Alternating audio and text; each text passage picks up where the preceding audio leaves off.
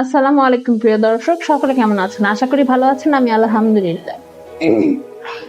আপনি নিজেকে ভালোবাসতেছেন তো? নিজের হক সঠিকভাবে পূরণ করতেছেন তো? নিজের মনেকে আপনি শান্তি দিচ্ছেন তো? আপনি নিজেকে অতিরিক্ত অবহেলা করছেন না তো? কি করে বুঝবেন নিজেকে অবহেলা করছেন কিনা? আপনি বারবার একটা মানুষের কাছে অবহেলার শিকার হয়েও তার কাছে বারবার ফিরে যাচ্ছেন। না, এটা করা যাবে না। এতে আপনার মন কষ্ট পাচ্ছে।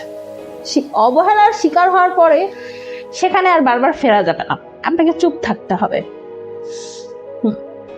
কারোর জন্য মন খারাপ করে আপনি গোমরা হয়ে এক ঘরের এক কোণে বসে সারাক্ষণ কান্না করছেন না তো? এটা করা যাবে না। এটা এটা আপনার আত্মাকে কষ্ট দেওয়া।